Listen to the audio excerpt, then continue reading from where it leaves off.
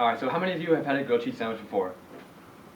Alright, great, that's what I thought. So, according to foodnetwork.com, there are over 50 different types of grilled cheese sandwiches. So even though we've all had one, there's no promise that we've all had the same exact kind. In this speech, I will be demonstrating to you how to make a traditional grilled cheese sandwich and the necessary tools and ingredients needed to make the sandwich. I'm credible to speak on this process because of my extensive research on the topic and my numerous first-hand experiences of making several grilled cheese sandwiches myself. First, I will talk about the necessary ingredients and tools to make the sandwich, and then I will go into demonstrating the actual process itself.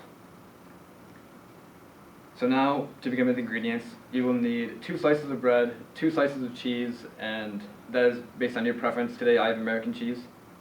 You will also need butter, and for tools you'll need a pan, a stove, which for today we'll have to imagine that this tabletop is the stove, and a knife and a spatula. According to the Huffington Post, grilled cheese is among some of America's favorite comfort foods, and it also varies with several different types of ingredients, which vary to include different types of meats, including ham, bacon, and steak, and also several types of vegetables, which may include tomato, spinach, and even avocado. Now that I've gone into some of the tools and ingredients needed to make the sandwich, I will demonstrate how to make our traditional grilled cheese sandwich. So first, you will need to turn on the stove to a medium-low setting. You don't want the stove to be too hot, because then the cheese will not have enough time to melt. And so once you turn on the stove, you'll place the pan onto the burner and make sure that it is centered on the burner for a nice even cook. Once you've done that, you will begin to prepare the bread, and while the pan is heating up. And so the first step is to pick up 1 slice of bread and butter only one side of this slice. So, and you can see I'm trying to spread it nice and evenly across the bread to make sure that it gets a nice even cook as well. And once you've done that, you'll repeat the process with the other slice of bread.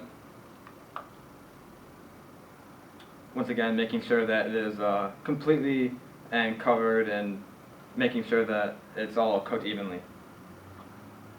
So now that you've buttered the bread and you have given the pan about 5 minutes to heat up, it should be hot enough to cook with. And now you can begin to prepare the cheese.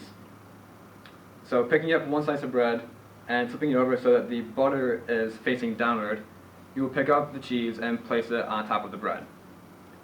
According to the New York Times, the proportion of cheese to bread is the most important part of the sandwich, as you don't want too much bread and not enough cheese, or vice versa, having too much cheese and not enough bread, because you really want a nice evenly balanced sandwich. And so now you can go ahead and place the other slice of bread on top of the sandwich, making sure that the butter is facing outward, and place it in the center of the pan. You should be able to hear a nice sizzling sound, which I will not demonstrate to you, but if you know, imagine that's going on. And so now you should give the sandwich enough time, approximately 2 to 3 minutes, to allow the sandwich to cook properly. And as you're doing so, gently press down on the sandwich with the spatula. And this is, again, make sure that the cheese receives some heat and has a nice melt to it. After about 2 to 3 minutes, you will now gently slide the spatula underneath the bread and flip over to cook the other side of the sandwich. Once again, another 2 to 3 minutes is required, and you can gently press down on the sandwich. And so after about 2 to 3 minutes, you can now once again slide the spatula underneath the sandwich and place it onto the plate next to you.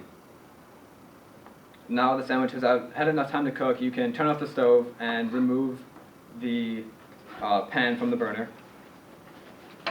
And now you can go into eating the delicious sandwich you have just prepared. According to howstuffworks.com, the history of the grilled cheese sandwich can be traced back to an Iowa bread maker, in America that is, in the 1920s. And the sandwich's popularity was increased a lot in part by a movie in 1993 in which actor Johnny Depp uses a clothing iron to make a grilled cheese sandwich. In conclusion, I have now showed you how to prepare a traditional grilled cheese sandwich.